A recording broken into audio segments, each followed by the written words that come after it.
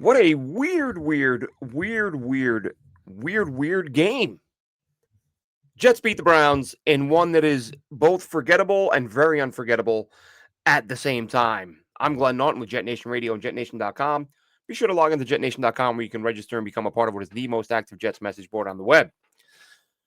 That was a strange one, folks. That was a strange one. Didn't go live right after the game, decided to hold off till this morning. And this one was just absolutely nuts. I don't get the some of what happened yesterday made no sense. And look, if you're rooting for losses at this point, folks, if you're against, oh, let's get draft position, this is just my opinion. That doesn't matter anymore. And it didn't matter even before the Jets won yesterday. It really feels like, and again, this is just a feeling, my gut feeling, my what I'm guessing here. I think this is going to end up being a quarterback class where there's one dude worth taking who's going to be there, and that being Fernando Mendoza. I think we're going to see all these other quarterbacks. And I said this the other day. I did a Dom C's prospect podcast, and I can't remember a time when almost every single quarterback that was the preseason, like here are the 5 or 6 guys who could go in the top 3. Here are the 7 or 8 guys who will go, could go in the top 5. They're all gone. That Mendoza's the last one left. Cade Klubnik, can you believe we were talking about him as, oh, is he going to be the QB1? He's being talked about now like a UDFA. Nussmeier and LSU, out of the picture. Day 3 quarterback at this point.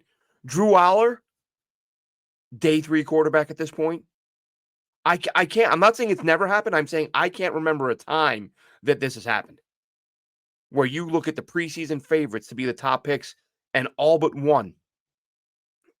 So Mendoza's the last one left standing. Simpson, I think, goes back to college. 1 year starting. I think this is a way that NIL has changed the game. Whereas in the past, a quarterback like Simpson might be like, yo, I'm get me that payday. Get me to the league. Get me that rookie contract that's going to pay me a couple $1,000,000. Now he'll make double, triple that in college. The financial incentive to leave early is gone. And I don't think that's a bad thing. I think that's good. I think it means it's likely quarterbacks will stay in college longer. They'll come out more polished and ready to go.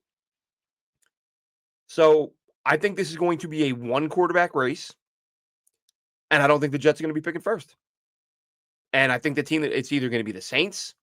I know they won yesterday, or the Browns. And they both need quarterbacks. Well, we'll see how Tyler Shuck lit it up yesterday. We'll see how he plays the rest of the way. But I have a hard time believing he's going to play so well that they would pass up. And I like Shuck out of college. I just think the injuries are a question. And look, maybe I'm wrong on that. Maybe he lights it up and the Saints are like, you know what, we don't need one. But I don't see that happening. But again, with their win yesterday and the Browns being what they are, I mean, of course, we can't rule out Tennessee now. If Tennessee's 1 and the Jets are 2, different story. But whoever's 3, if the Browns are 3 and they're trying to jump them, we won't, way too early to get into all that right now. But my whole thought process is I think there's going to be one legit quarterback available, one guy worth taking in the top 5, and I don't think the Jets are going to be in position to take him. So root for losses all you want. I don't think it's going to matter. I think, by all means, take a quarterback in the second, third round to try to develop, see if you catch lightning in a bottle. And maybe you land the guy who's good right out of the gate. Maybe Nussmeier's a little bit, damaged goods at LSU and things aren't working out, and you get him in the third, fourth round, and maybe he, the light comes on and he plays like the guy everyone thought he would be. And hey, look, you got a bargain. But barring that, I think 27 is the year the Jets go for a quarterback. They're going to have the 3 ones, and it's supposed to be. We don't know what the hell that class is going to be. Look what happened to this year's class. But you might have Arch, right? And Arch, I feel like he's turned the corner. I feel like he's played much better of late. So if he continues on that path, he will solidify himself as QB1. And even if he doesn't, whoever it's going to be, Dylan Raiola, whoever. I think they go quarterback in 27 in the first round. This year, A quarterback, yes, but round 1, top 5, no. And maybe I'm wrong. Look, we're all just guessing here. We're all just having a good time. So back to the Jets in season actual football game that took place yesterday. What a weird. Okay, first of all, Quincy Williams benching. I don't know what the point of that charade was. I said at the time when it was announced that Quincy was benched, I was like, okay, they're tanking. Like this is a full on tank. You don't trade Quinnen Williams and Sauce Gardner, your top 2 defenders, and then bench your third best defender. And look, I know Maui Noah's had some nice moments, and even though he was injured yesterday, you're going to make a guy who was an All-Pro 2 years ago, and you can listen, and you could argue this. Well, maybe Jermaine Johnson is their third best. Maybe Will McDonald. Maybe okay. Listen, for my money, just my opinion.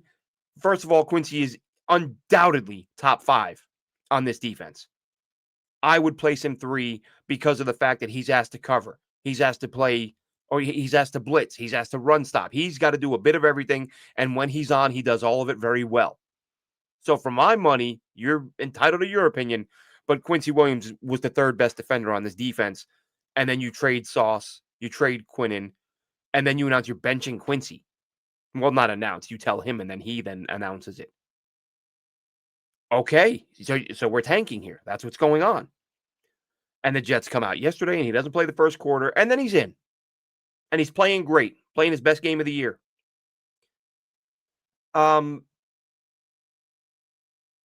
I said the other day, I think I said it in the episode about the benching, where I said, maybe, or it may have been before the benching. I know I said with Quinnen getting traded, I could see there being some fireworks. Like Quincy's not going to be happy. He would have liked to have left too. He would have liked to have gone to a winner. He's in a contract year. Let him go play for a contract somewhere where he's also playing for a playoff spot. Why you didn't send him the Robert Saleh is beyond me. You will never convince me that the 49ers wouldn't have given you something for Quincy Williams. So the Jets tell him he's benched. He tells the media they're benched. Steve Wilks tells the media he's benched. And then he misses a quarter. So clearly something happened. He didn't earn his job back sitting on the bench for that quarter. It was, again, it's not fair to speculate on what, but listen, generally when these things happen, let's put it that way, because I'm not going to have people saying, oh, you said Quincy did this.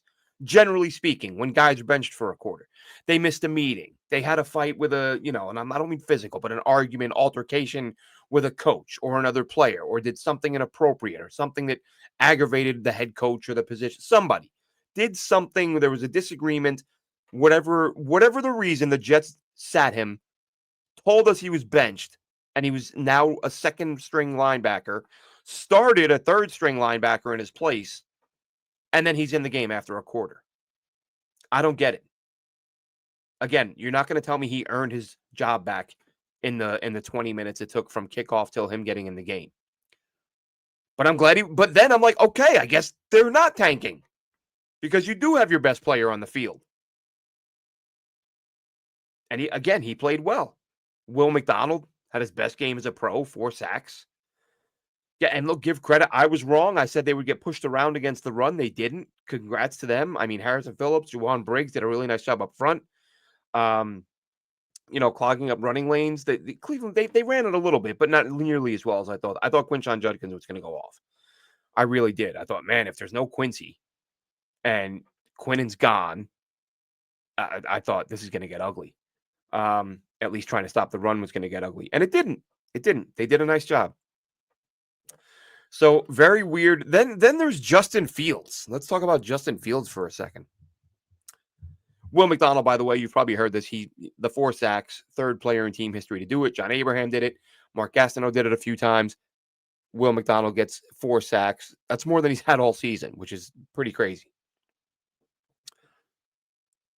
Justin Fields, folks. I don't know what's going on. I've referenced this before, but it becomes even clearer again after yesterday. Something's wrong. I guess broken would be the word. And I'm not even putting it on him. I don't know if it's the coaching. I don't know if it's the experiences he had at his previous stops. But look, I know it was fun to watch him light up the Bengals. but it's the Bengals. Okay? Brooks Bollinger could light up the Bengals. Yesterday, Justin Fields, for the first time in his career, he averaged negative air yards, negative 2.2 air yards per completion or per attempt. I didn't know that was possible. I don't know that I've ever seen that before. I looked it up. I looked to see if he'd ever done that before. No. Career worst. I get that. Listen, I get that guys are, your receiving core is depleted. But the whole point in getting Justin Fields is he's that guy who can extend plays, avoid the rush, create some space, get himself extra time to make a throw, and make a throw. Breece Hall yesterday caught a screen pass that he took 42 yards for a touchdown. And thank God for that. Because if not for Breece Hall's 42-yard touchdown catch, you know who the Jets' leading receiver would have been yesterday? It would have been a tie. Mason Taylor and Isaiah Williams both had one catch for 4 yards, and they were tied for second on the team. Nobody had more than one catch, and nobody other than Breece Hall had more than 4 yards. This is unfathomable. I thought to myself, we talk all the time, right? Dealing with, it was so terrible when we had Zach, when we had Sam Darnold, Geno was atrocious. Mark Sanchez, say what you will. Their worst games, Justin Fields again yesterday, less than 50 yards passing net. Right? Threw for like 58 or something like that, but took a bunch of yards and sacks. So under 50 yards passing. And I thought, man, I feel like we've said that a few times. I mean, I know we have. Like, man, I know we've said that about him a few times. How many times has that actually happened? So I went back and looked it up. 4 times in 8 starts. 50% of his starts as a New York Jet, Justin Fields cannot net 50 yards passing. I mean, that's a quarter. Most guys do that in a quarter, right? That's a 200-yard day. 50 yards in a quarter. 4 times this year, Justin Fields couldn't get 50 yards in one game he was injured, the Buffalo game. But again, we're talking 50 yards here. You had 11, 12 attempts. I'm not knocking you because you didn't throw for 500. Drop a 0, 50. 50 yards he could not throw for, or in net anyway. 4 times in 8 starts. So I went back and looked at the previous quarterbacks and see how they did. How many times did Zach Wilson fail to net 50 yards passing? Twice in 33 starts. How many times did Sam Darnold fail to net 50 yards passing? 1 time in 38 starts. Geno Smith. How many times did Geno Smith fail to net 50 yards passing? And these are in starts, by the way, for all these guys. Geno Smith, 3 times in 30 starts. One of them was that Buffalo game where he threw 3 interceptions on like 4 attempts and they had to pull him. That was crazy. That might be the worst. Yeah.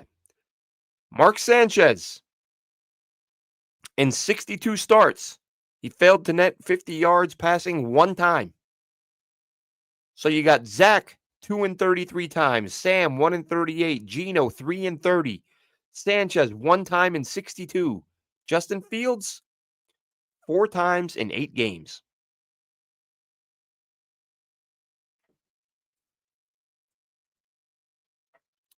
I don't know we know he's been bad when he's been bad.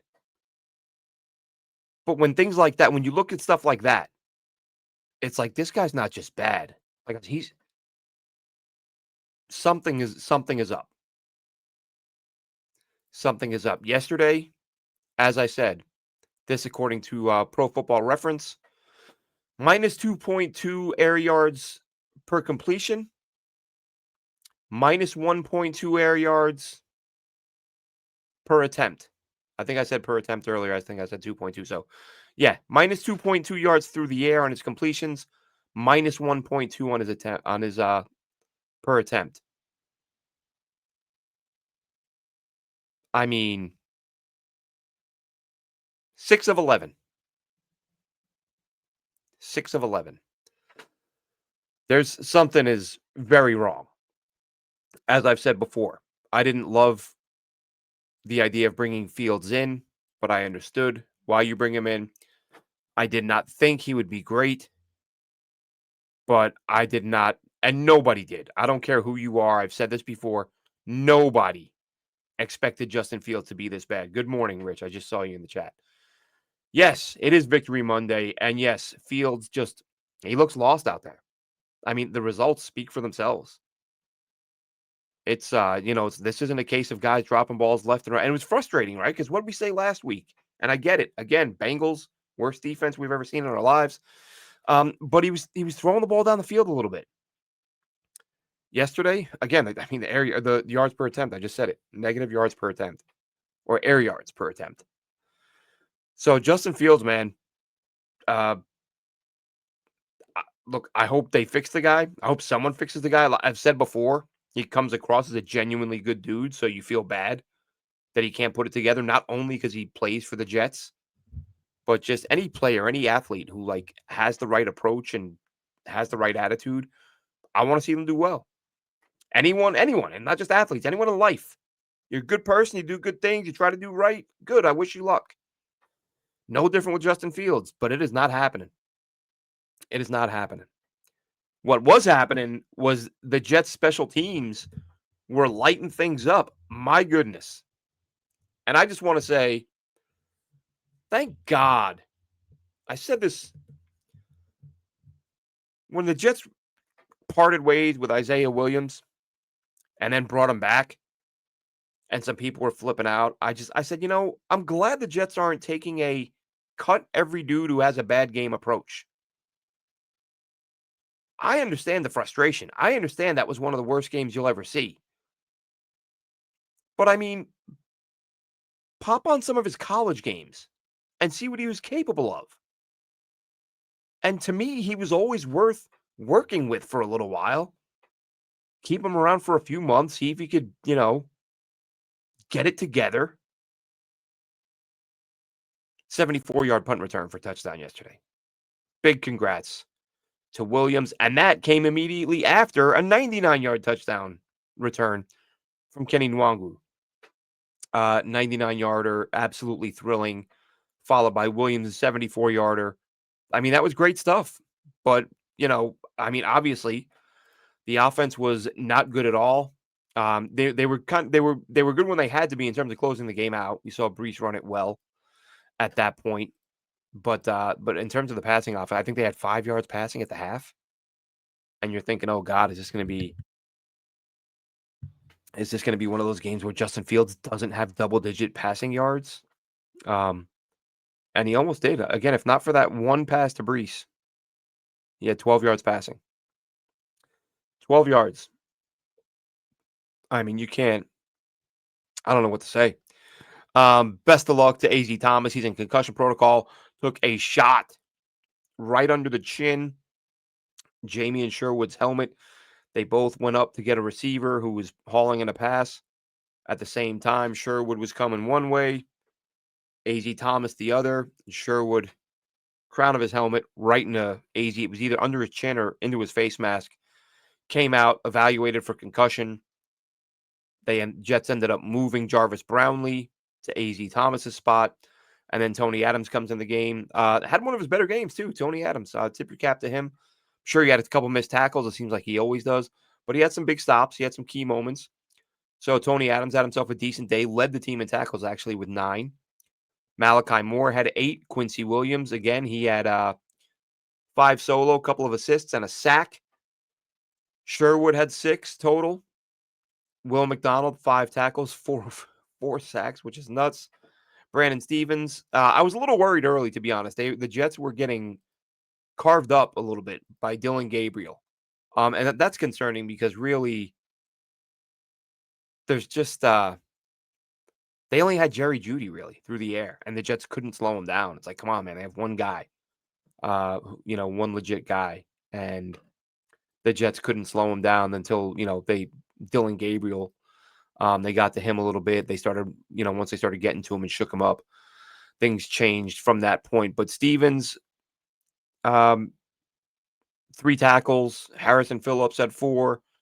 Brownlee had 4. Well, two tackles, 2 assists, and damn it, no interceptions again. How crazy is that?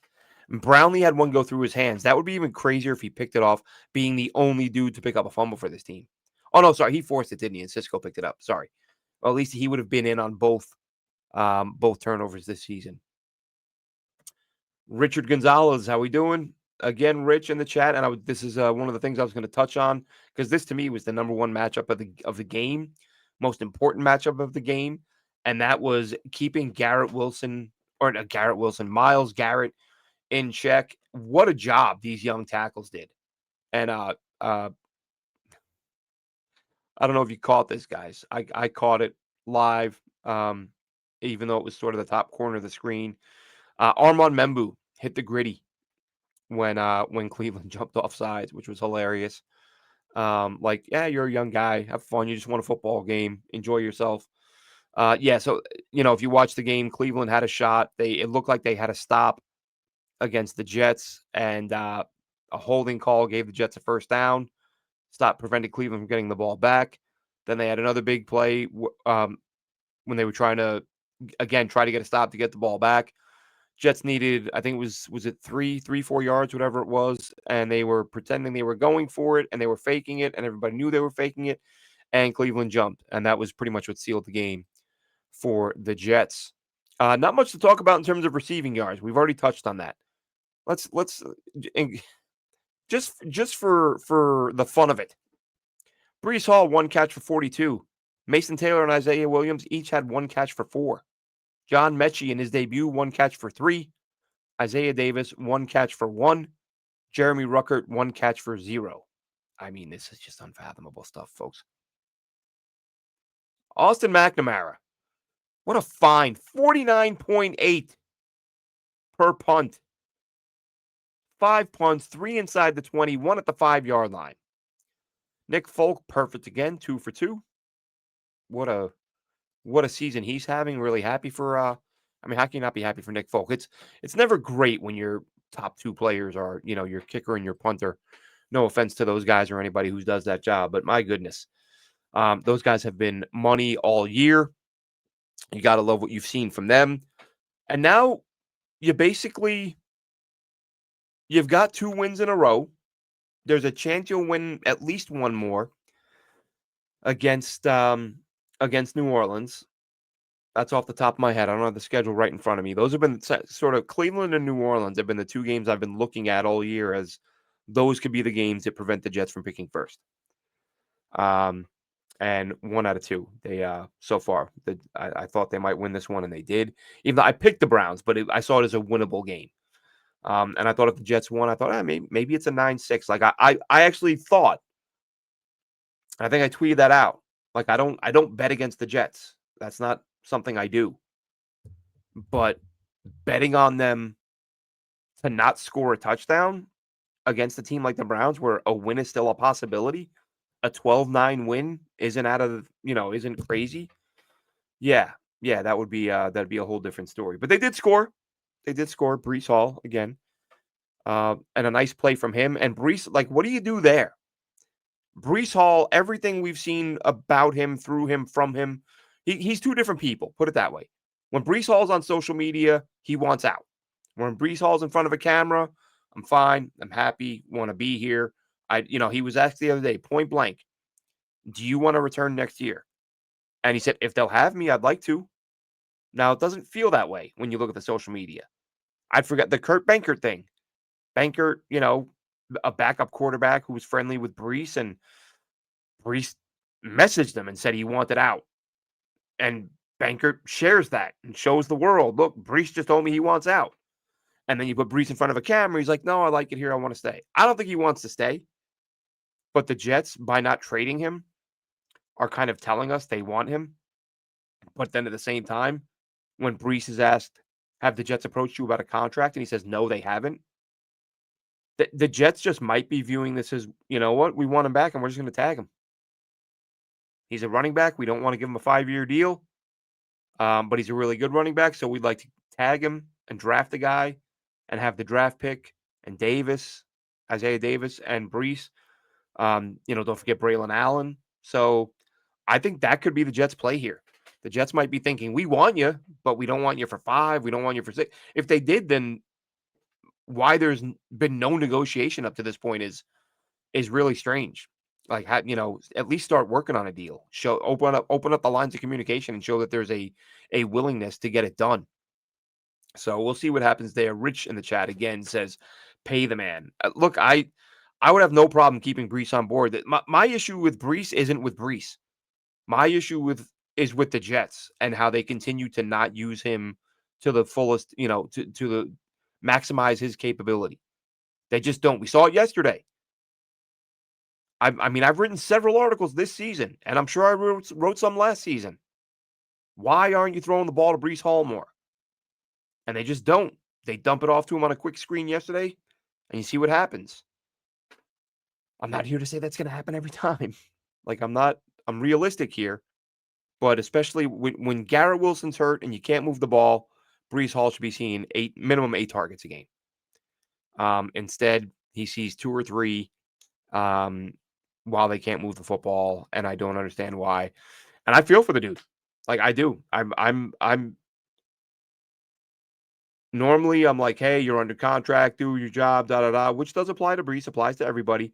But at the same time, hey Jets, how about give this guy a chance to show what he can do? And I think those are the words he used a few weeks ago in one of his sort of cryptic statements. I only have so many years to show what I can do in this league, which to me sounded an awful lot like you guys aren't letting me show it. So get me out of here. And now again, we see the bankrupt messages, the Instagram messages. He doesn't want to be here, but maybe he also feels like if you pay me, fine, I'll stay and I'll keep playing hard. But you got to come to me first. You gotta show up with an offer if you want me to sign. The fact that the Jets haven't, we'll see how that plays out. We'll see what they do. But big day for Brees, big touchdown, key runs late in the game. You like to see it. You love to see the way the offensive line played. And I said it a couple weeks ago, and I said I knew people didn't want to hear it, and they may not want to hear it again, but I'm going to say it again. There are good things happening with this team right now. The offensive line has been as good as you could ask. I mean, especially missing AVT and Tippmann playing out of position. Although I don't know that that's the case anymore. I think he might be a guard now moving forward. And there's some good guards in this class. So there will be an opportunity to upgrade if they choose to do that. If they keep Myers, that's fine. He's been good. He has been great, but he's, I said that a few weeks ago as well. Like, tip your cap to the guy. He took a lot of heat early on. He took plenty of heat from me. I'm not going to lie. Pleasantly surprised with his play. So you've got an intact offensive line. Yes, Simpson and AVT are free agents. You can work with those guys. I think AVT, you try to bring him back on a cheap deal, but by all means, draft some competition. The penalties are way down. Way, way down. Haven't looked at the missed tackle numbers from yesterday. I think they were better. So as I said, they sort of reappeared against Cleveland, but 3 of the last 4 games or so, the tackling's been much better. So we're seeing the tackling get cleaned up. We're seeing the penalties get cleaned up. We're seeing continued good play from the offensive line. Like, there are some good things happening. The defense, again, yesterday, I get it. It's Dillon Gabriel. Dillon Gabriel, to me, he was a guy pre-draft. I was like, I don't get it. Why are people talking about this guy? He's not good. And then post-draft, I went back and watched him, and I thought, you know what? I think I may have missed. I think this guy's better than I thought. I don't remember which games I was watching, but he looked solid. Yesterday, I felt like I could hear him grunting anytime he tried to throw the ball beyond 10 yards. It looked like he was putting his whole body into it, like every ounce of strength he needed to throw the ball 22 yards. And I'm just watching him thinking, wow, I think my initial thought on this guy was correct. And he doesn't have it.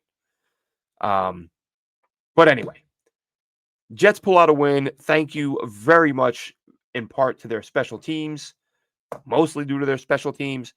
Defense did a solid job, stopped the run, didn't think they were going to be able to. Glad they proved me wrong. Thursday night, they've got the Pats in New England. That's a big one, folks, because now this brand new secondary, which may not have AZ Thomas, concussion protocol, now you're facing a real quarterback. Drake May, year two, already one of the best quarterbacks in the league. There are those who say he's playing better than anyone else in the league right now. Now you're going to get tested. Now you don't get Dylan Gabriel this week. This is the first time, in my opinion, that we're really going to see what's life going to be like without Sauce. Right? I know Sauce stumbled on that 2-point conversion yesterday and gave up the 2. Other than that, he did what he does. Gave up 30 yards and no touchdowns. Facing, a guy like Drake London, who's a damn good receiver. 2 catches for 30. It's like change the uniform, same result. I'm keeping you out of the end zone. I'm keeping you under 30 yards and under. Rarely do the guys go over that. So good for him. I want Sauce to play well, and I want Indy to lose because you want that draft position. But happy he played a good game. Good for him. Even better, though, for the Jets. They get a win. Put QB out of your mind for now. Maybe it's a bonus. Maybe something happens, something changes. But as of right now, for the sake of your sanity, put QB out of your head. Jets are going to win another game or two. They will not be picking one. There is unlikely to be a second quarterback worth taking. So I think 27 is the year they go for the quarterback in round 1. Time will tell, and we will see. Have a good one, Jets fans.